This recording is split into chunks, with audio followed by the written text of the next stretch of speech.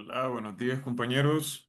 Solo para saber si se alcanza a ver la pantalla y si se escucha bien el audio. Sí, doctor, buenos días. Sí se escucha y sí se ve. Se escucha re bien. Muy bien, perfecto. Entonces, unos minutos, empezamos. Gracias. Buenos días. Buen día, doctor.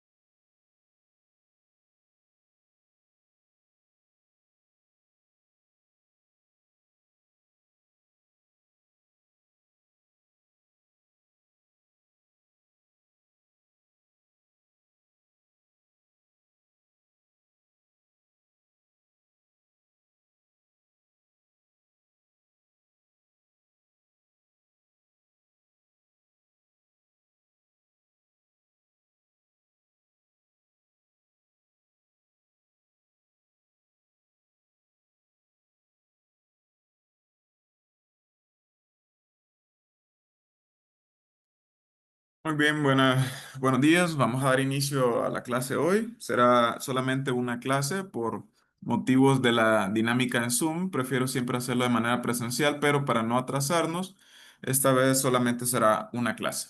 Bueno, dando inicio, tenemos la introducción a la instrumentación oftalmológica.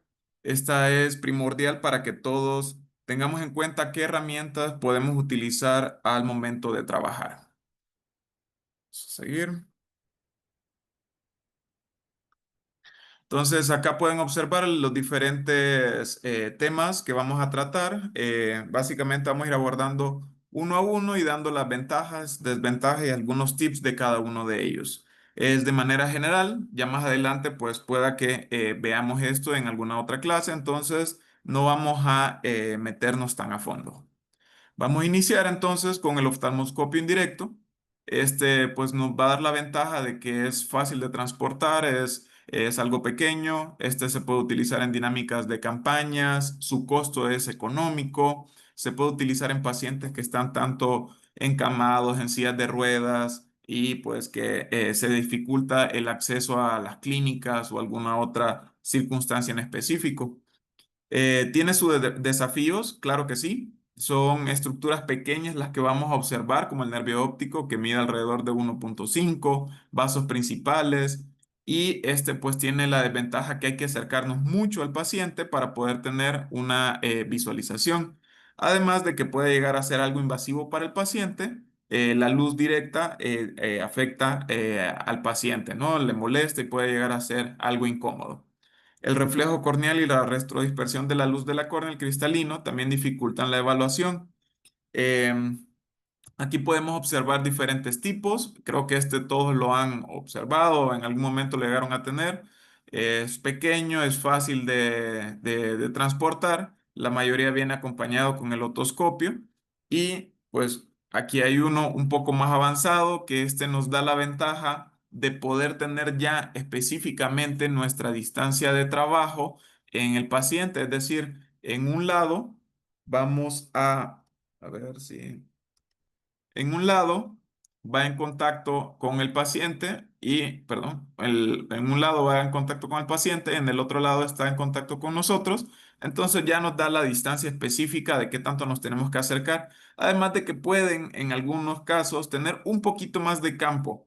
Normalmente se ve en diferentes grados, alrededor de 10, 20 grados, alrededor de más o menos 10, 20 hasta 30 grados, pero algunos sí pueden ampliar un poco más la imagen. Este es otro que pueden observar, ya este es más a nivel profesional, pues ya lo pueden ir viendo. Y pues con la nueva tecnología tenemos siempre ventajas.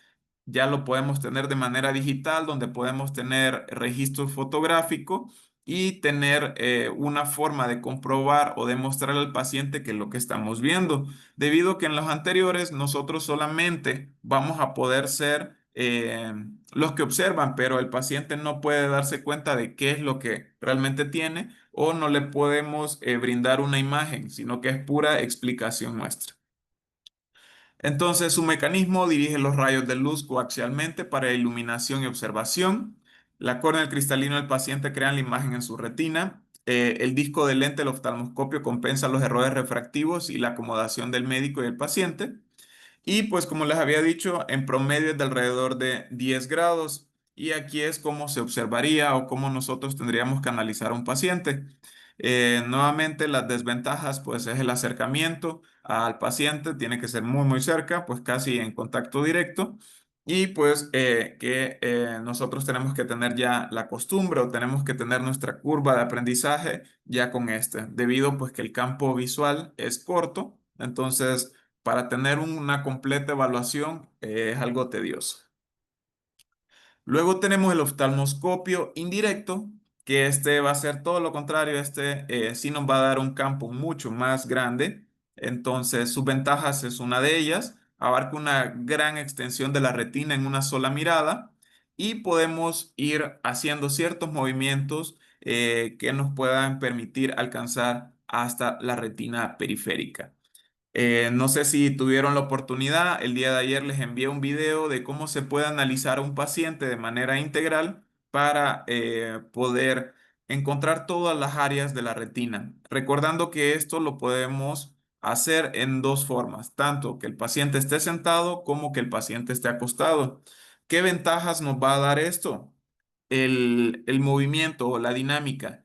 Ciertas estructuras como la retina, si en algún movimiento en específico podemos observar cómo se encuentra el abulsamiento de este, dependiendo de la dinámica. Entonces, se puede realizar este tipo de técnicas. En cuanto a su visión estereoscópica, la percepción de profundidad es crucial para evaluar las elevaciones de presiones y relaciones anatómicas. Este sí nos va a dar mucha profundidad y nos va a dar más cómo se observa un campo visual real a diferencia del directo.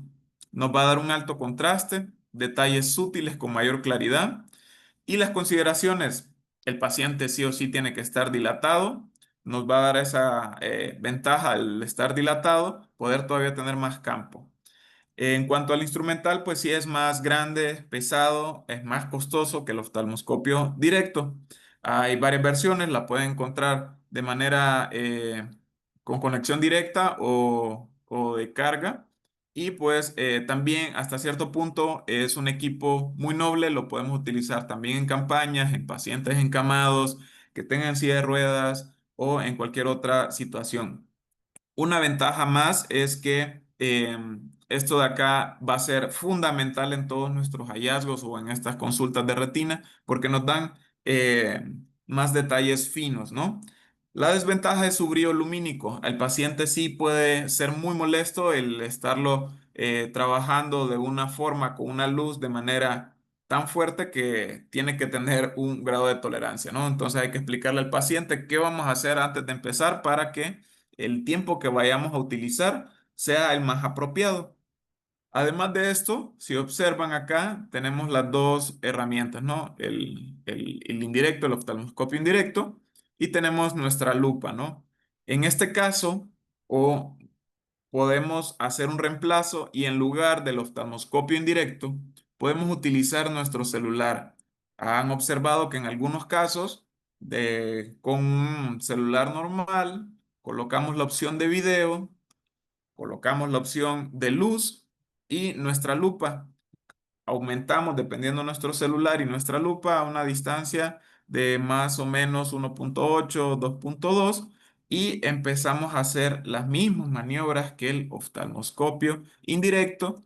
Y la ventaja es que podemos grabar y podemos demostrarle a nuestro paciente que lo que estamos observando puede utilizarse hasta cierto punto para un tipo de fotografía clínica o incluso para nuestro expediente, para tener la facilidad de estar viendo nuestra imagen y luego dibujar en nuestro expediente, ¿no? Desventaja, nos va a generar una imagen invertida. La lente condensadora de la mano crea una imagen aérea real, pero invertida del fondo de ojo. ¿Qué tenemos que hacer? Grabarnos esta imagen y hacer la transposición de nuestro dibujo o hacerlo, el dibujo, con el expediente de manera al revés para que cuando ya lo pongamos de manera normal se vea de la manera real. Entonces, el aumento de la imagen aérea del fondo de ojo es una relación clave. Tiene su curva de aprendizaje en el cual pues tenemos tres puntos importantes que va a ser el oftalmoscopio indirecto en nuestra cabeza que tiene cierta alineación, la segunda que va a ser la lente que va a estar en nuestra mano y por último el paciente. Todas estas estructuras o todos estos puntos tienen que estar en una perfecta alineación para que tengamos una correcta visualización de la retina. El aumento total final que percibimos también depende de la distancia entre la imagen aérea y el observador. Muchas veces cuando empezamos a hacer este tipo de estudios o este tipo de imágenes, tenemos una mala percepción de profundidad y nos movemos de manera aleatoria. Si se les dificulta, tienen que empezar de un poco más externo con su lupa y una vez ven el reflejo rojo, síganlo, síganlo, síganlo hasta que tengan todo el diámetro en su lupa y ahí ya ustedes pueden hacer pequeños ajustes con la mano, ¿no? Con su profundidad. Otra forma también de hacerles un poco más fácil la vida es colocar y decirle permiso al paciente y colocar uno, dos dedos en su mejilla, en su frente y hacer un punto de apoyo en el cual pues ustedes pueden ir moviendo con la mano y hacer como estos ciertos ajustes para poder tener toda la visualización. Incluso con el oftalmoscopio indirecto, ustedes pueden llegar a ver retina periférica y se puede dar todavía el caso de que pueden indentar y pueden ver todavía aún más campo. ¿Para qué? En esos pacientes o en esas situaciones como tipo ROP, donde ocupamos ver toda la periferia, o en pacientes muy miopes que tienen lesiones predisponentes o que las estamos buscando, tenemos que ser muy cautelosos y muy, muy minuciosos en nuestro examen, ¿no? Que nada se nos vaya a escapar. Aquí viene una tabla. Esta tabla puede ser de ayuda si es que todavía no han comprado sus lentes, que a este momento ya deberían irlos adquiriendo. Estas son las lupas de la marca Volk para el uso de, el lente indirecto, ¿no? Del el oftalmoscopio indirecto. Pueden comprar la de 20, la de 28, la de 30 o de 40. ¿Cuál es la mejor? La que ustedes tengan, ¿no? Así de sencillo.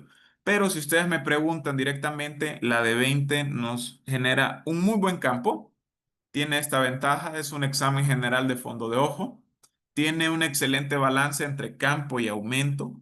Y puede requerir mayor destreza para el enfoque, sí, pero si me preguntan, todas lo van a necesitar, pero es como la base. Después hay diferentes, están también la 22 digital, está la 28, la 30 y la 40. ¿Qué ventajas nos van a generar estas otras? Pues nos van a dar pues, un poquito más de campo. Lo podemos utilizar en pupilas pequeñas o en niños. El campo visual es más amplio, un poco más fácil de utilizar, pero la magnificación un poco menor que la de 20. Ya si vamos avanzando a la de 30, campo de 82 grados, de 58 a 82. Igual, pacientes pediátricos, puede funcionar en medios opacos hasta cierto punto, mayor campo, buena penetración en medios turbios y menor resolución que la de 20 o la de 28. Ya la de 40, esta no es tan común, nos da un grado de 68 a 90, retina periférica, exámenes rápidos, máximo campo visual, pero sacrificamos detalle. Si ustedes preguntan nuevamente cuál es la mejor, pues la que tengan acceso. Va a depender también qué es lo que quieren hacer a su futuro, en qué se quieren especializar o subespecializar, pero esta es una muy buena opción, pero se los dejo a criterio y aquí les queda la tabla para que puedan ir haciendo esta comparativa y vean qué se les beneficia o qué se les acomoda más. Acá les traigo la otra tabla. Esta es nuevamente con lentes Volk, pero esta va a ser para lente de uso aéreo para poder observar en nuestra consulta. ¿Cuándo lo utilizaríamos? Frente a la lámpara de hendidura. Nuevamente, vayan ya adquiriendo sus equipos. Aquí les hablo de la marca Volk, pero puede ser la marca que ustedes deseen, que se les haga pues más accesible. Aquí nuevamente la comparativa 60, 78, 90 y ya luego tenemos estas que ya vienen siendo lentes todavía más especializadas. Nos enfocamos en estas dos, la de 78 y 90, porque una, su aumento de 0,93, 0,76. Dos, su campo de 81 grados y 89 muy similar. La de 78 es muy buena para dar una exploración general del polo posterior, buen balance entre aumento y campo. Desventaja, menor aumento que la de 60.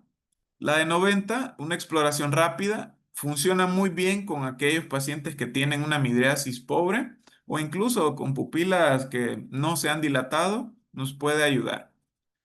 Ventaja, fácil de utilizar, un buen campo visual. Desventaja, menos resolución.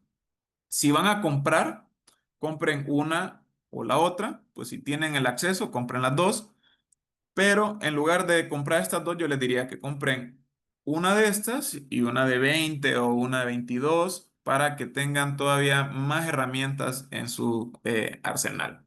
Si quieren todavía profundizar o quieren lentes un poco más especializadas, pues están estas otras que yo a este momento les diría, compren una de estas. Ya cuando tengan un poco más de experiencia, vayan y compren una de estas otras, ¿no? De igual manera, todas nos permiten valorar el polo posterior con diferentes ventajas, desventajas en cada una de ellas. Ahora, tenemos la cámara de fondo de ojo. ¿Qué diferencia nos va a dar con todo lo anterior? Que esta nosotros le podemos enseñar al paciente, le podemos explicar a detalle con una imagen que a él le podemos demostrar qué estamos viendo. E incluso nos ayuda desde el punto de vista legal o comparativo en aquellos pacientes que vamos a estar viendo de manera recurrente, que tienen alguna patología en retina, que queremos tener ese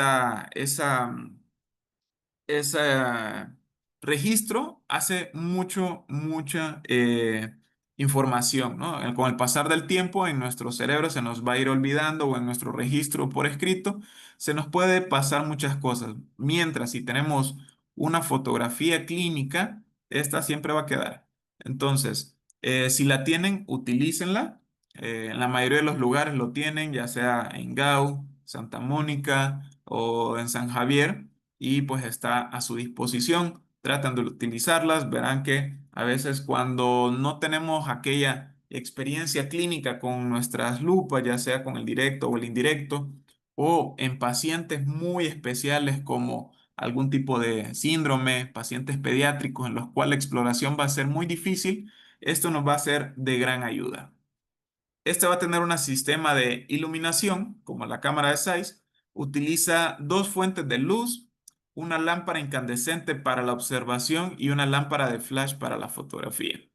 Un divisor de A superpone la luz del flash sobre la trayectoria de la luz de observación y se puede utilizar incluso en pacientes que no han sido dilatadas. No todas las cámaras lo pueden realizar. En la gran mayoría de las nuevas, pues ya lo van realizando. ¿Qué otras cosas podemos hacer para ayudarnos? Tener el paciente en penumbra, colocar al paciente ya cuando vayamos a realizar nuestra fotografía, explicarle qué es lo que va a pasar, que va a salir el flash, para pues no agarrar desprevenido a nuestro paciente y que pues nos pueda cooperar un poco más. Y la gran mayoría pues tiene el sistema de registro en el cual muchos de ellos podemos jugar con diferentes filtros, con diferentes tamaños, incluso podemos hacer registro de mediciones o podemos hacer reconstrucciones en algunos de ellos y tener todavía un campo más amplio, ¿no? Entonces, algunos sistemas permiten fotografiar a través de una pupila no dilatada utilizando luz infrarroja. Y la luz infrarroja no estimula la retina y puede penetrar pupilas de 4 o 5 milímetros en la oscuridad. Entonces, ayudémonos con esto. colocando pues en total oscuridad, ya cuando ya tengamos todos listos y para poder tener una buena fotografía.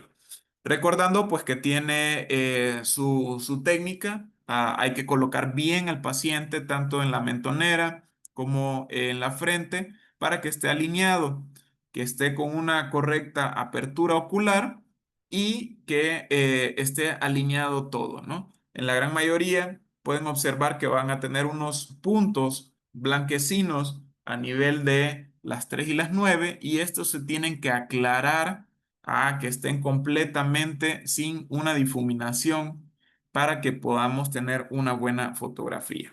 La ventaja es que la podemos repetir una y otra vez, pues siempre y cuando el paciente nos lo permita, para que tengamos una correcta o una mejor imagen. Desventaja, son costosas, no las podemos movilizar, el paciente tiene que ir a la cámara de fondo de ojo y pues no a la viceversa.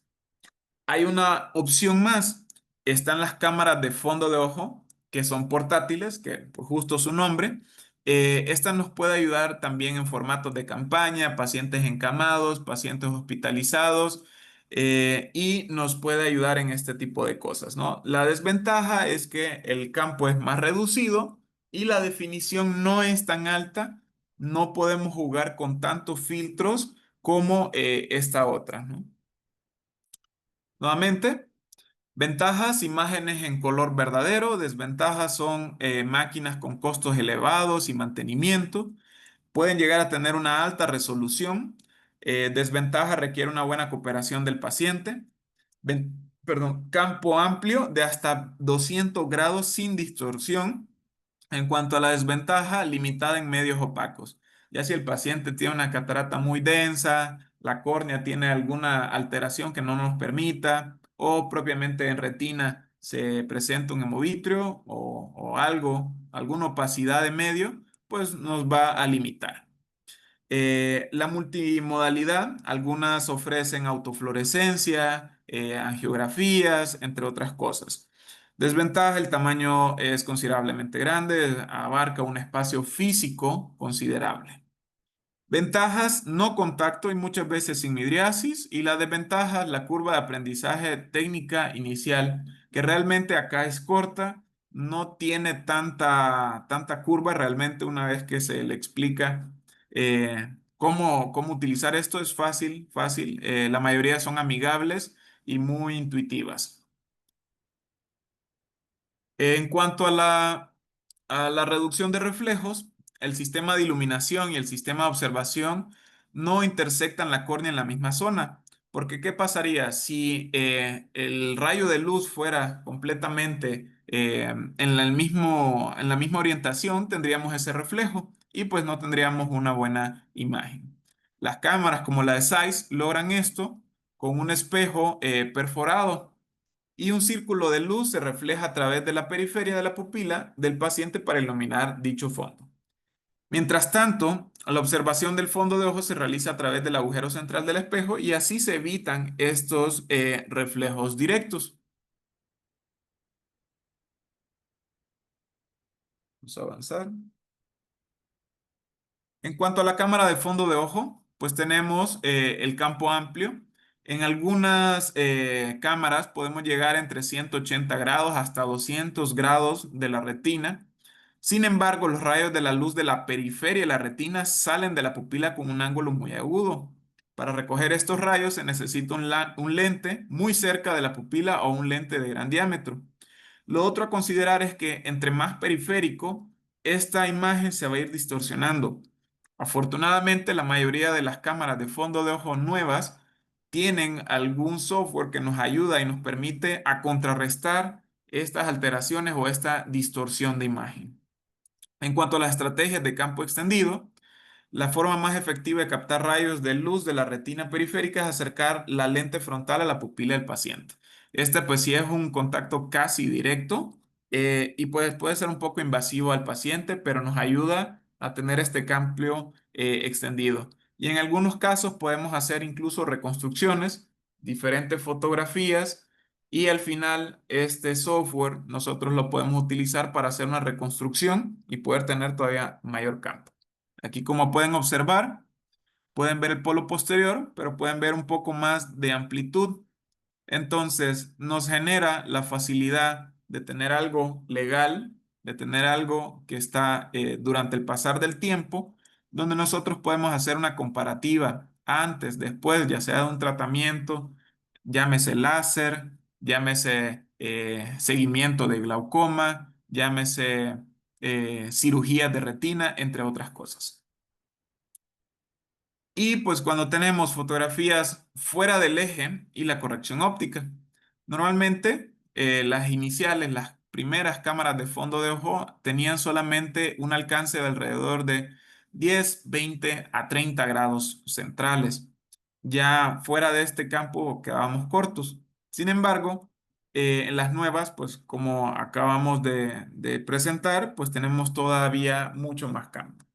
Sin embargo, si la cámara se desvía alrededor de 30 grados más de su eje central, un sistema óptico ocular estándar de 60 dioptrías induciría alrededor de 10 a 15 dioptrías de astigmatismo oblicuo, lo cual resultará en imágenes borrosas.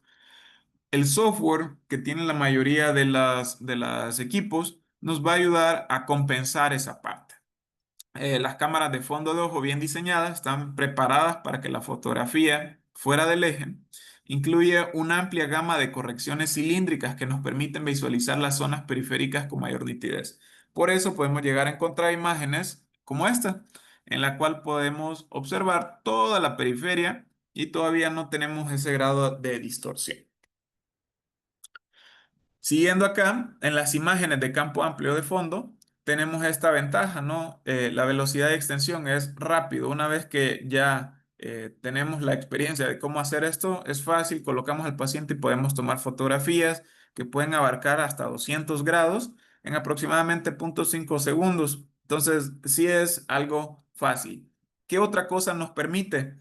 Incluso si no tenemos nosotros la experiencia como de retina, de glaucoma o de cualquier otra subespecialidad que valore el polo posterior, podemos nosotros enviar este tipo de fotografías a través de telemedicina o incluso algo tan sencillo como una fotografía por WhatsApp a alguien más y en algunos momentos esto nos pueden contestar, ¿no? Entonces es muy fácil para tener este tipo de ayudas, ¿no? Podemos utilizar diferentes filtros, podemos hacer libre de rojo, libre de verde, podemos colocar diferentes contrastes que nos puedan ir realzando ciertas imágenes. El falso color y multiláser, el instrumento escanea el fondo de ojo por separado con láser rojo y verde y superpone las imágenes para crear una representación en falso color de la retina. Podemos acompañarla con una angiografía de campo amplio, con un láser adicional de longitud de onda corta. También es posible realizar angiografías con fluoresceína de campo amplio, lo que nos da una visión sin precedentes de la vasculatura periférica. Entonces, como podemos observar, este es un equipo que nos puede dar mucha información. Realmente, en la gran mayoría de lugares donde se hace retina, siempre se tiene que tener este tipo de instrumentos, los cuales van a ir a la mano, ¿no? Siempre para el expediente, no me voy a cansar de decirles, la parte legal les puede ayudar mucho o simplemente para un registro. Eh, Tenemos la parte de la autofluorescencia del fondo. Muchos equipos como el Hewitts, como el Clarus, pues tienen esta metodología donde podemos, además de fotos clínicas, podemos tener la autofluorescencia. Si van a tomar una foto clínica, pues ayúdense.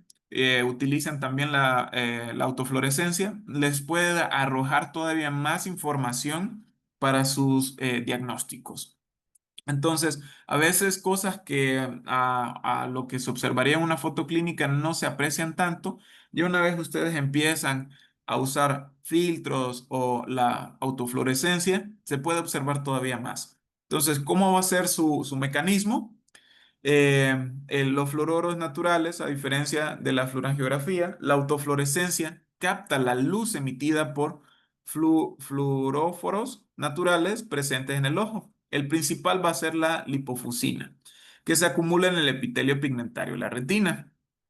Con otro, la melanina, como fluoroforo secundario, la excitación con infrarrojo cercano puede también generar imágenes de autofluorescencia. siendo la melanina el fluoroforo principal en este caso, ¿no? Entonces, aquí pueden ayudarse en aquellos pacientes que tienen algún proceso macular, como algún tipo de degeneración, y les va a ayudar más, ¿no? La angiografía por OCT o OCTA nos va a generar todavía más información.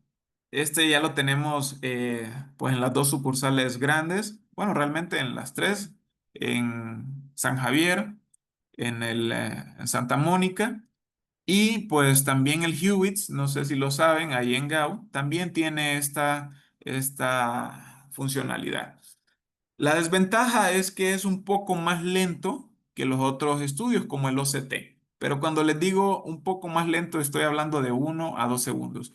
Si ya han utilizado el de San Javier, podrán observar o no me dejarán mentir que es cuestión de 2 a 5 segundos y ustedes ya tienen pues, su OCTA, siempre y cuando el paciente les coopere.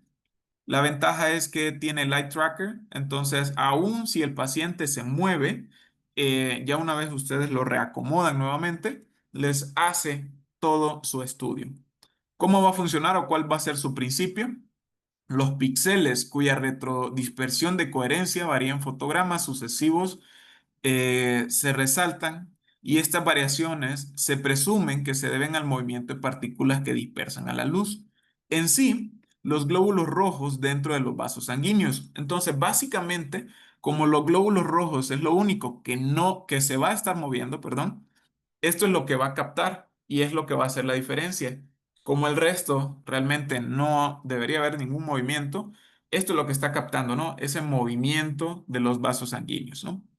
Ventaja, permite una representación clara de la microvasculatura retiniana como capilares perifoveales y la zona libre de capilares foveales. Limitaciones, o por qué no va a reemplazar a la angiografía con fluoresceína.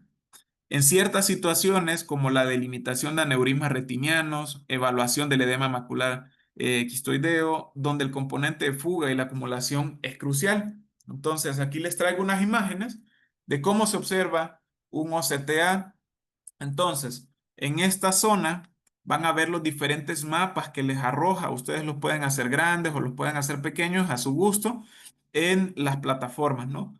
Entonces encontramos a nivel superficial, profundo, la zona avascular, coriocapilar o en las coroides.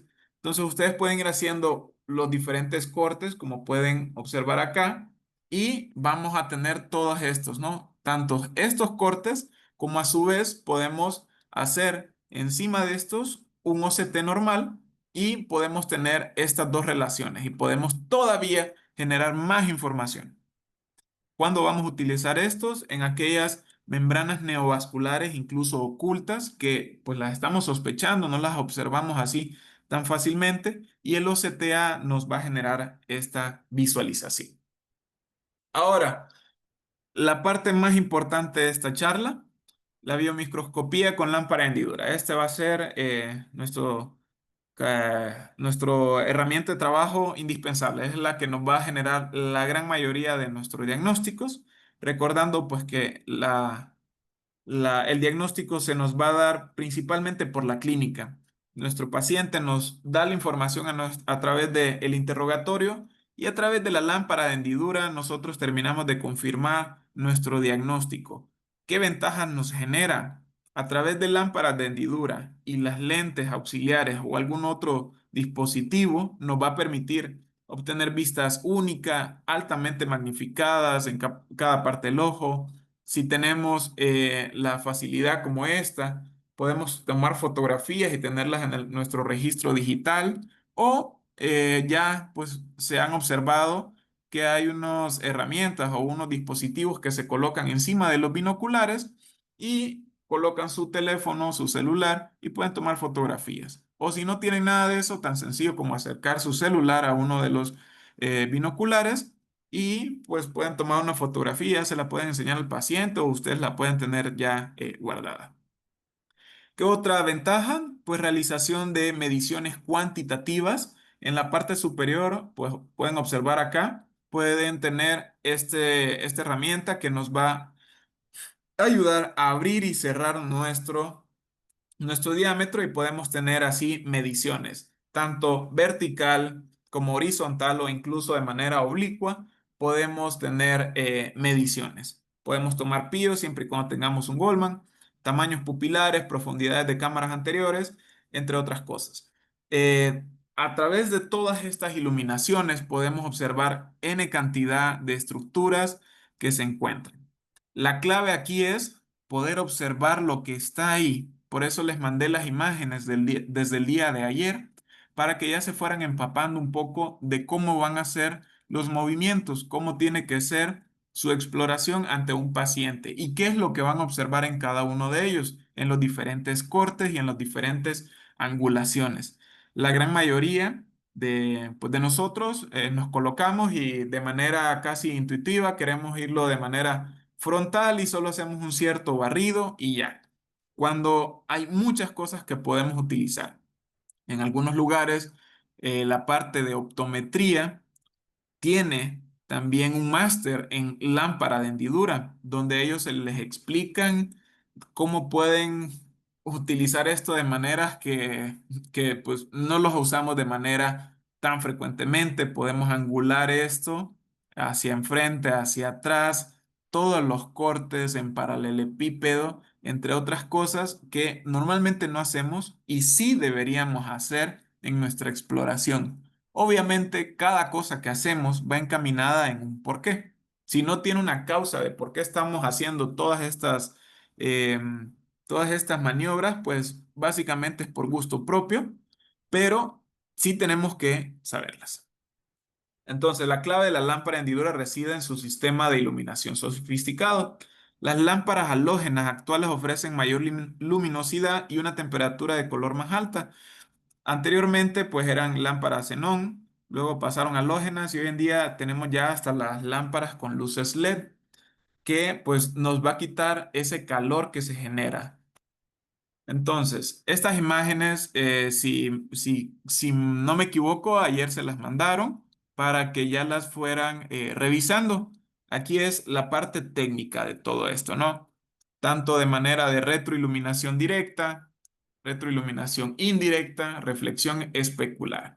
Cada uno tiene sus angulaciones, 60 grados, ángulo variable, 60 grados y su magnificación. Entonces, aquí se hace la representación tanto del iris como de la córnea, como del microscopio y a su vez del haz de luz, cómo va a ser la entrada de esta y cómo va a ser su haz. Y más importante todavía, una fotografía de qué es lo que les están explicando.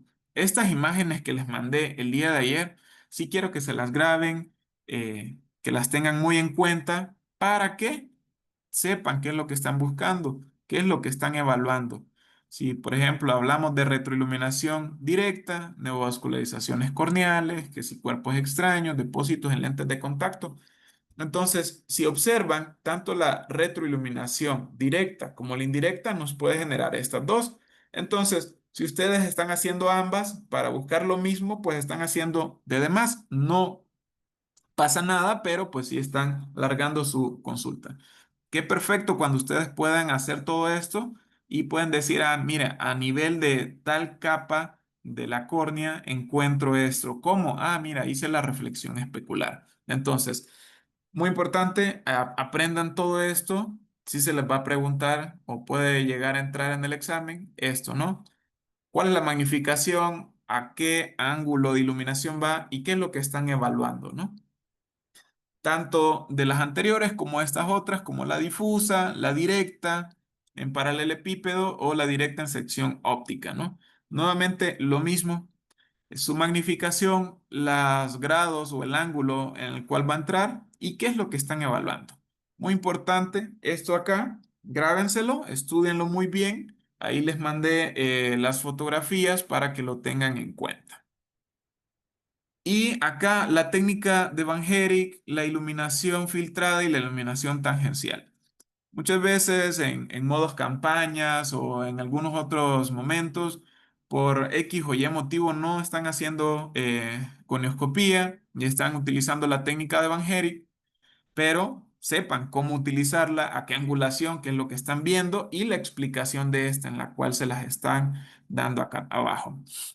Muy importante, es algo objetivo, es algo que solamente les va a dar un estimado, no es algo que sí o sí es real. Siempre la manera para saber cómo está el ángulo, indiscutiblemente va a ser la gonioscopía. Este solo les va a dar un estimado, ¿ok? Y seguimos ahora con las lentes, lentes especiales como la lente de tres espejos, que sería la tercer lente que ustedes deberían tener si van preguntando. Una tipo lente de 20, una lente tipo de 78 o 90 y un lente de tres espejos es fundamental. Como lo dice, es una lente, tiene tres espejos internos y el central. También anula el poder refractivo de la córnea debido a que este es un lente de contacto. Este lente sí va a ir de manera en contacto directo con la córnea del paciente. Los tres espejos nos van a permitir visualizar diferentes regiones, la retina periférica intermedia, retina periférica lejana y el ángulo iridocorneal. El polo posterior del fondo de ojo también se puede evaluar de esta manera. Si no lo sabían, esta es la angulación de cada uno de los espejos y les traigo cómo se observaría desde otro ángulo. Y por último, todavía un ángulo más, cómo se observa, cómo este lente les puede ayudar incluso no solo a ver la parte de glaucoma del ángulo, sino también cómo pueden observar el polo posterior. Acá cada uno de los ángulos que tiene cada uno de los lentes. El central, que es pues obviamente el que estamos señalando, justo al polo posterior. El número uno, que es el más alargado. Este nos va a generar una imagen de 73 grados y nos va a dar el ecuador. El número dos va a ser este, que es como el mediano, nos va a dar hacia la hora serrata a 67 y el número 3 o el más grande que pueden observar a 59 grados y nos va a dar una visualización iridocorneal. Entonces, si no lo sabían, adelante, aquí le pueden tomar una fotito igual para que se les quede. Y ya por último, vamos avanzando a la parte de, el microscopio quirúrgico. Ya cuando están en quirófano o están en alguna campaña, ocupo que o necesito, como les gusta, eh, que vayan aprendiendo las partes del microscopio. No adentro del microscopio, sino afuera. Es decir, desde ahorita sepan cuál es la parte de dónde es el zoom, dónde tengo que hacer para invertir la imagen, dónde toco para poder movilizar el microscopio. Entonces, a grosso modo, aquí pueden generar su distancia interpupilar. Normalmente acá les colocan, igual que esto, una parte como tipo goma, donde está estéril y ustedes como cirujanos pueden movilizar esto, ya sea que varias personas vayan a estar en este lado. Si no, simplemente se coloca desde antes de la cirugía, desde antes que ustedes vayan a operar, ustedes ya tienen que conocer su instrumento, su microscopio y colocarlo a sus necesidades. Recordar acá también en los binoculares que también hay un grado de graduación. Si ustedes no necesitan graduación o van a operar eh, sin lentes, ustedes pueden colocar su graduación. Si no, esto tiene que estar en cero. Muy importante. Ha pasado de que de repente están teniendo problemas en la cirugía, no se enfocan bien, no visualizan bien el campo, etcétera. Y cuando alguien les va a ayudar, simplemente se observa de que, oye, no estás viendo nada, está completamente esto en un -4 y el otro tiene un +5, no van a ver nada. Igual acá su distancia interpupilar que sea la adecuada y la angulación de esto. Muy importante y va a la siguiente diapositiva, pero tiene que ver con la ergonomía. Abajo de eso tenemos acá donde nosotros con nuestras manos vamos a colocar y hacer los movimientos del microscopio vertical hacia arriba abajo y hasta cierto punto hacia los lados. ¿Cómo? Esto tiene un pequeño botón en estos lados, ustedes lo pueden presionar y esto va a quitar un seguro en el cual ustedes pueden movilizar el microscopio. Si ustedes no tocan este seguro, el microscopio está con un cierto candado y no se puede movilizar. Nuevamente, igual esta zona es estéril para que lo tengan en cuenta también. Eh, este pues es el binocular pues del el ayudante también. Y acá pues pueden tener algunos grados de magnificación y acá para la parte del foco. Si queremos enfocarnos un poquito más en esta parte inferior, lo podemos realizar. Estas gomitas se pueden colocar en esta zona y en esta otra zona cuando estén operando. Tienen diferentes colores, pueden ser tanto azules como grises o negros y pueden verlas, ¿no? Si está ahí es porque es un área estéril. O si ya tenemos un grado de visualización para pues, cirugías de retina en esta parte, pues también van a colocar ciertos implementos que también van a estar estériles. Componentes ópticos comunes, el prisma invertido. Este nos va a corregir la inversión de la imagen para que el cirujano vea el campo quirúrgico de la orientación correcta. El telescopio Galileo nos permite cambiar suavemente el aumento. Recuerden que van a tener dos aumentos. Un aumento que lo pueden encontrar en esta zona de acá y pueden hacer un aumento también a través con su zoom, que puede ser directamente en el pedal.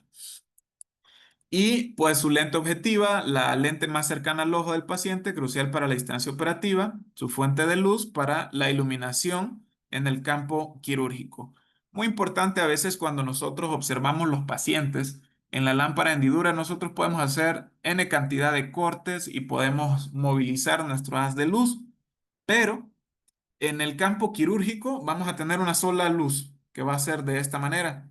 Entonces, cuando ustedes tengan problemas de córnea, como leucomas o algo que les esté quitando visualización y ustedes vayan a hacer algún tipo de procedimiento quirúrgico que ya es muy complejo, pongan el haz de luz completamente amplio y de manera derecha y así van a tener una idea de cómo se va a observar esto a nivel de microscopio en el quirófano. Y no vayan a tener una sorpresa de que, bueno, es que yo en lámpara de hendidura lo miraba de manera diferente.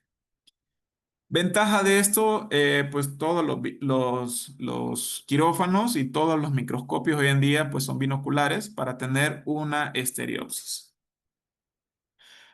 Ya casi por último tenemos estas diferencias que van a ser claves y las distancias operativas. Algo muy importante es la ergonomía. La gran mayoría de los oftalmólogos en un 60, 70 o hasta más de porcentaje van a tener algún grado de alteración en toda su estructura de la columna. ¿Por qué? Porque tenemos tendencias a nosotros modificarnos ante nuestro equipo y no a la inversa. Entonces la ergonomía es fundamental cuando estén operando. ¿Pueden hacer esto? Sí, claro que sí, lo pueden hacer una, dos veces, pero con el pasar del tiempo, su espalda, su cuello, espalda baja, piernas, entre otras cosas, van a empezar a doler, a molestar, entre otras cosas. Entonces, muy importante, antes de operar, observen lo que está haciendo este cirujano colocando acá, visualizando, imaginando su cirugía y luego adaptándose a cómo sí debería estar una espalda que no está encorvada, con su angulación de los brazos que no están en el aire completamente y una buena angulación, no están flotando ni están de manera oblicua hacia abajo ni oblicua hacia arriba, tiene una buena angulación. El visor, si se fijan, está a un buen margen, no está encorvado aquí en su cuello y sus piernas tienen la libertad de movilidad tanto para los dos lados. Recordando que en oftalmología operamos con todo, manos, cabeza y piernas. Entonces tenemos que estar completamente cómodos para hacer una cirugía. Vemos acá, pues está completamente alterada esta postura, acá es la correcta. Y esto pues también pasa en la clínica. Nosotros nos colocamos, a veces pues no tenemos el adecuado equipo, no tenemos un respaldar y pues empezamos a hacer estas curvaturas, ¿no? Nuestro cuello empieza a sufrir, la angulación o a veces si esto no sube, nosotros tenemos que acoplarnos y pues se genera esta alteración. Ideal estamos en los mismos grados. Tenemos aquí un buen soporte. Si se fijan acá, pues no tenía nada. El paciente estaba casi flotando con su brazo. Usen las coderas. Si no tienen coderas, busquen algo, ya sea una cajita del Kleenex, ya sea pues su misma caja de lentes, siempre y cuando no la vayan a estropear, para tener una buena movilización de sus manos. Lo otro es, utilicen también esta parte de la lámpara de hendidura o donde ustedes pueden tocar no directamente el paciente, sino que acá donde va esta como faja o este cinturón para la frente, nosotros podemos tocar ahí y con unos dedos podemos engancharnos y podemos movilizar nuestras lupas adelante y hacia atrás de una manera más fácil a que si están en el aire. Nuevamente acá la postura y la angulación de las piernas. Entonces, esto es primordial para que ustedes tengan una buena ergonomía de trabajo y una buena ergonomía de su cirugía. Con el pasar del tiempo, ustedes pueden hacer esto una vez, dos veces y no va a pasar nada más que al dolorcito. Háganlo toda una jornada y sí se van a acordar de esta charla. Incluso en las jornadas traten de tener lo mejor que se pueda. Si es cierto, hay que adaptarnos a cada entorno, a cada lugar donde no tenemos lo mejor, pero hay que adaptarnos y tratar de acercarnos a esa parte o a esa palabra que es lo mejor. Entonces, pues ya me explayé en esto, la ergonomía del cirujano, hay que elegir la distancia operativa adecuada. Esto va a reducir la tensión entre la espalda, cuello del cirujano, especialmente durante procedimientos prolongados. Entonces, imagínense, se encuentran con un cirujano que ya lleva 10 cirugías en esta postura, tiene dolor, ya tiene mayor tasa de probabilidad que esto pueda generar un error. Tiene dolor, por posiciones compensatorias vamos a querer estirarnos y pues puede ser de manera, tal vez no que nosotros lo queramos hacer de manera, pero pues puede pasar a nivel de cirugía y en cirugías tan delicadas pues podemos llegar a generar complicaciones. Magnificación y zoom, eso es lo primordial ante su cirugía.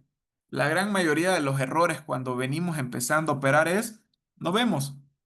Y tan sencillo como que no vemos, pero queremos seguir con la cirugía. Nos preguntan, ¿estás enfocado? ¿Estás viendo bien? Y a veces por miedo o por cualquier otra cosa decimos que sí, cuando realmente no estamos viendo. Entonces, antes de empezar, su cirugía comienza en esto, su cirugía. Y obviamente el paciente comenzó en este momento, en el interrogatorio, en el consultorio, para que acá no tengamos ninguna sorpresa. Entonces, si a nosotros hicimos una buena evaluación acá, vimos todo lo que teníamos que ver a través de la lámpara de hendidura, acá no deberíamos tener alguna sorpresa. Hicimos todo bien acá, acá nos va a ir bien. Y visualicemos bien. Podemos utilizar nuestras mismas manos, las uñas, algún instrumental o algo. Encendemos el microscopio y empezamos a visualizar, a ver que también nuestro equipo esté funcionando de la mejor manera y no vayamos a tener algún impasse durante la cirugía. Una vez que encontramos un buen zoom, un buen focus, ya podemos hacer algún otro ajuste, ¿no? Si es que vamos a hacer algún tipo de cirugía con alguna angulación en el microscopio, también la podemos ir ensayando antes de tener al paciente. Y por último, la magnificación total del microscopio quirúrgico es el producto de los aumentos de sus diferentes componentes, el ocular, el zoom y el objetivo. Ya sea que levantemos la cabeza del paciente, que le coloquemos ¿cómo se llama? Un pañalito, como dicen en el quirófano, o algo abajo, un respaldar, una almohada o lo que sea para generar mayor cercanía al microscopio, ya sea que nosotros vayamos a movilizar la cabeza del paciente, bajar el mentón del paciente para tener una correcta visualización. Todo esto es clave durante su cirugía. Mucha de su cirugía comienza en eso, o los errores en la cirugía comienzan en esto. Pues los que han operado en campañas o pues que creo que el doctor que operamos en campañas un día me preguntó, doctor, ¿está operando de lado? Y le dije, sí, estoy completamente angulado. ¿Por qué? Mis piernas están pegando en esto y no puedo colocar y hacer un buen uso del pedal por la misma camilla que tenía. Entonces, ¿qué hice? Pues me modifiqué a mí, porque pues evidentemente no podía modificar al paciente en la camilla que tenía y pues ya tenía un poco más de tranquilidad a poder operar. En cuanto a los sistemas de iluminación, existen varios sistemas, pero el más importante en oftalmología es la iluminación coaxial. Este sistema es excepcionalmente útil para visualizar la cápsula posterior. Permite ver con claridad las estructuras posteriores del cristalino y el saco capsular.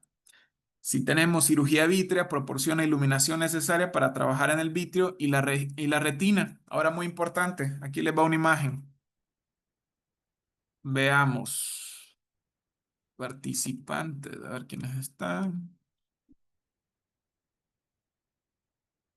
Ok. No sé si alguien del público me puede decir a qué plano o si está completamente íntegra la cápsula en esta zona. ¿La cápsula posterior está íntegra o no? Mm,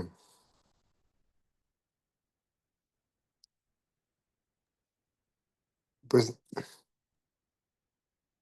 Adelante, doctor Miramontes. pues no sé, es que en la imagen pareciera que no. Exacto, muy importante la palabra que dijo, pareciera que no. Entonces, si ustedes no están visualizando lo correcto, ustedes quedan en esa incertidumbre que estoy viendo. Estoy viendo a nivel de pestañas, estoy viendo a nivel de córnea superficial, estoy viendo a nivel de pupila o de iris, estoy viendo a nivel de la rexis, estoy viendo a través de la interfase de la bolsa o estoy viendo la cápsula posterior. ¿Qué parte es la que me está generando un mayor nitidez en esta imagen? Entonces, esto es lo importante y esto era lo que yo quería llegar con esta fotografía. Nuestro zoom, nuestra magnificación, todo es un todo, valga la redundancia. ¿Por qué? Si no estamos visualizando, ahí está la gran mayoría de nuestros errores. Le pasa a todos, pues son cosas que llegan a suceder, incluso a cirujanos expertos. El día de ayer, incluso a veces, al tener también la atención de, pues nos está observando un R de mayor jerarquía, un adscrito, pues también nos llega a dar grado de complejidad. Incluso ayer acá se vio en el Congreso un adscrito de gran renombre, una cirugía en vivo, ¡pum! Adiós posterior. Entonces, a todos les va a pasar, pero lo importante es que él observó cuándo pasó este momento y pudo actuar en ese momento. Entonces, aquí nuevamente lo importante de la visualización. Entonces, creo que ya casi vamos terminando. Ya aquí ya les voy terminando con algo que es de herramientas diarias, como el autorrefractor, como las queratometrías y las topografías corneales. ¿Por qué? Es algo que va en la consulta en el día a día. Es algo que realizamos antes de incluso llegar a estar en el consultorio con el paciente, ya estamos realizando esto, ¿no? La mayoría son refracción y queratometrías, los dos en uno, el aparato, ¿no? Ya es muy raro encontrar solamente que hagan queratometrías o solo refracción. ¿Cómo va a funcionar? También pregunta de examen. La luz infrarroja va hacia la retina y mide el reflejo para calcular el error refractivo.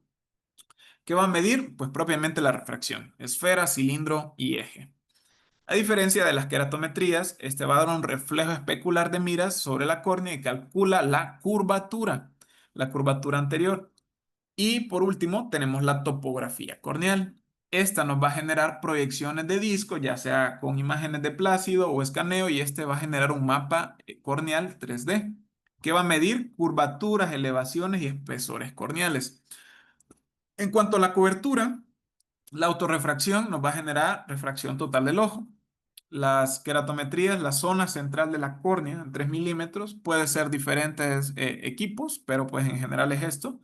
Y el topógrafo, pues todo lo que pueda observar, es decir, todo aquello que el párpado no lo permita, que el paciente abra bien sus ojos y esta va a ser la visualización que nos va a dar.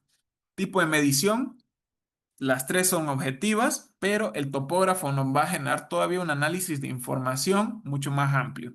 Ya los nuevos topógrafos, llámese Pentacam, nos va a dar una gran cantidad de información, la cual pues va a ser tema de otro momento. En cuanto a sus indicaciones principales, la autorrefracción es fundamental en toda consulta.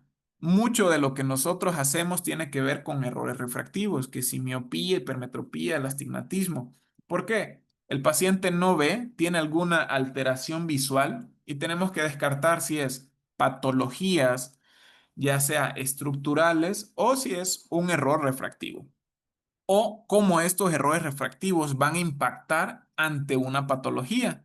Es decir, si tuviéramos una miopía y un astigmatismo elevado, podría pensar que es un queratocono. Entonces, si yo tengo una hipermetropía muy alta y una longitud muy corta y el paciente tiene un ángulo muy estrecho cerrado, pues todo esto nos lo va a generar. Entonces, todo es información que va a ir sumando. Ventajas de autorrefracción, rápido y útil en tamizaje. El oftalmólogo realmente su fuerte no es la parte de refracción. Para eso existe todo pues un campo que se llama optometría. Normalmente nosotros sí refractamos, vemos, dejamos sus mejores refracciones y todo, pero recuerden que la parte de optometría no es una competencia, es algo que complementa. Entonces, ayúdense de su optometrista que les ayude. Obviamente, aprendan a refractar, aprendan a utilizar todas las técnicas para poder tener las mejores refracciones. No todo el tiempo vamos a tener un optometrista ahí a la par, pero siempre traten de dejar al paciente con su mejor refracción. Incluso no se casen con el estenopeico o con el pinhole. Muchas veces el paciente llega, tiene una visión 20/100, mejora 20/30 y dicen, ya, con eso. No, con la refracción puede todavía a veces mejorar 20/25 o hasta 20/20. Entonces no se queden con la parte de que, no mejoró con el estenopeico, ya estuvo. Claro, es una herramienta, nos ayuda, nos da una predicción de si puede llegar a mejorar o si realmente no mejora en lo absoluto. Entonces, rápido, útiles en tamizajes. Hay autorrefractómetros que pueden ser muy fáciles de transportar, que pueden ser pequeños incluso, que pueden llegar a ser de manera portátil, que se colocan en la mano o en un tripié. Y los pacientes a nivel pediátrico solo se van colocando y les da un aproximado y les dice si el paciente ocupa una revisión oftalmológica en base a pues la cantidad de graduación. Muy bonito, obviamente es un tamizaje, entonces no hay graduaciones específicas, pero funciona en campañas, en jornadas o como lo dice aquí en Tamiz. Junto con eso, pues en la gran mayoría son económicos, son precisos, pero pues dependiendo, ¿no? O sea, hay desde los muy económicos hasta los muy caros.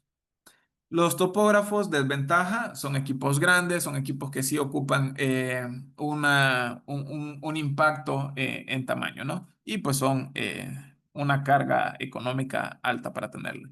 Ventajas, diagnósticos precoces, subclínicos y o terminan de confirmar lo que ustedes aquí empezaron a tener la duda. O antes de eso todavía en la clínica. Vieron el paciente miope, un astigmatismo alto, pensaban en un queratocono. ¿Por qué? Por sus queratometrías también. Y dicen, le hago una topografía y voilà, un queratocono. Limitaciones, menos precisos en opacidades, requiere refracciones subjetivas. No lo que nos tira el autorrefractor es lo que va a ocupar el paciente. Siempre hay que hacer la refracción y si pueden, hagan también retinoscopía para tener todavía más preciso.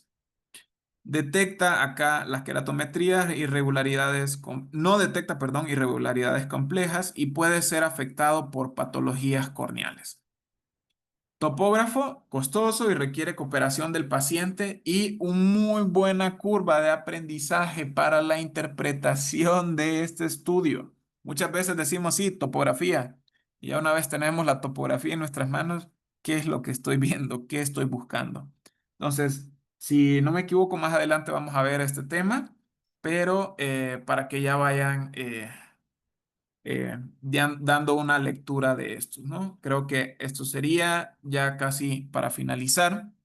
Y ahora las nuevas funciones clínicas y limitaciones reafirmadas. Ya la gran mayoría de lo que está pasando, cirugías refractivas, cirugías LASIK, PRK, queratotomías radiadas, nos están generando tantas alteraciones en la córnea que lo que nosotros observamos muchas veces ya no es lo real, ya ha sido tocada, ya no es virgen esta córnea. Entonces, las correlaciones versus las mediciones directas.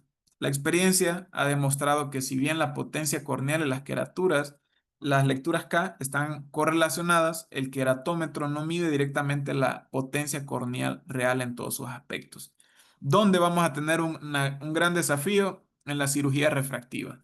Ya sea que este paciente le hayan realizado cirugía refractiva previa o nosotros vamos a realizar un abordaje a través del lente intraocular y ya tiene LASIK, PRK y todo. Entonces, el cálculo del lente se vuelve todavía más complejo. Entonces, ¿qué vamos a ayudarnos? Nuevamente, todo esto, el autorrefractor, las queratometrías, las topografías y las nuevas fórmulas de lentes intraoculares, inteligencia artificial, incluso ya están algunas, ¿cómo se llama? Calculaciones de lente que van ayudados con lentes, con inteligencia artificial. Creo que eso sería todo. Y sí, no sé si alguien tenga alguna duda, pregunta, y quiero aclarar ya que en la última clase hay una diapositiva que dice que la hipermetropía es el error refractivo más común. Entonces acá realmente no. Es la miopía, es el error refractivo más común. Un error, me disculpo. Incluso con lo que está pasando en todo el mundo, la nueva tecnología, todas las pantallas y el resto de cosas que ya los pacientes no están pasando tanto tiempo en el exterior, cada vez se va a generar unas miopías más elevadas y más precoces. Pues únicamente esa era la aclaración y no sé, dudas o preguntas.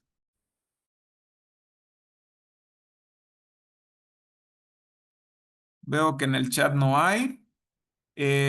Vemos en esta semana si se puede generar algún wet lab. Vamos a ver si se hace para todos los grados o si solamente va a ser para R0, R1 o si va a ser solo para R2. Vamos a ir analizando eso a medida pase la semana. Adelante, Daniel Torres.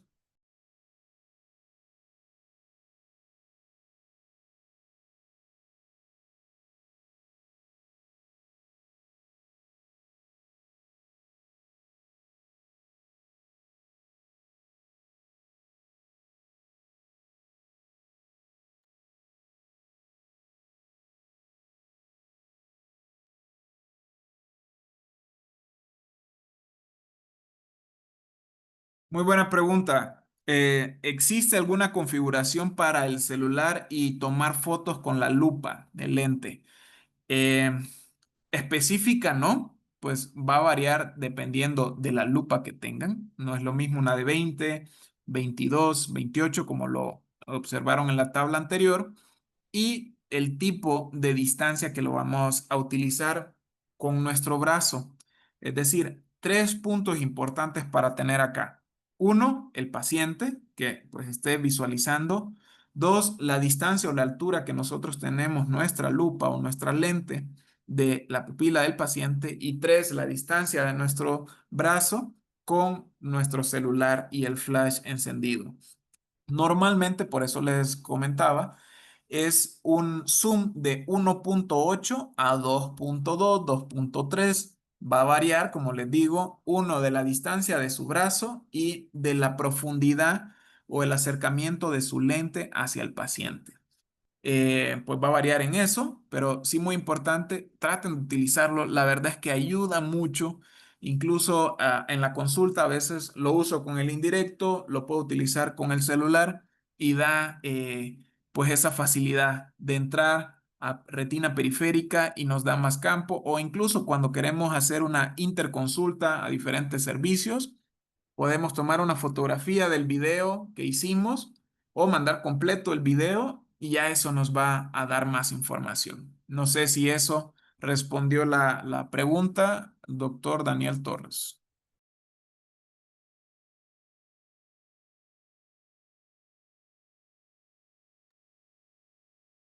Wow, interesante. El iPhone, en los usuarios de iPhone se recomienda alguna cámara, gran angular, etcétera, ya que se cambian las cámaras. Wow, buena pregunta. ¿Te lo dice un usuario de Android? No sé. La verdad es que desconozco qué cámara se le acoplaría más. Eso sería una muy buena interrogante. Es más, vamos a realizarlo en la próxima que nos veamos en forma presencial. Tengo una dinámica exactamente para esto, de cómo vamos a ver con el indirecto y con el celular, y ahí podemos contestar esto, ¿no? ¿Qué cámara es la mejor para esto? Excelente aportación. Doctor Aaron Corso, solo para recomendar la app de Microrec para llevar expediente fotográfico. Ah, perfecto. Todo ayuda, todo lo que puedan ¿no? generar para tener ahí su respaldo, para tener ahí su expediente, va a funcionar, ¿no? Entonces, todas las aplicaciones que puedan llegar a utilizar, pues adelante, ¿no? Es más, todos aprendemos. Excelente. ¿Alguna otra duda o pregunta? Si no, pues nos estaremos viendo el próximo sábado y o entre semana les estaré avisando de algún web lab o taller que se vaya a realizar. Muchas gracias, cuídense mucho y no les quito más tiempo. Feliz sábado.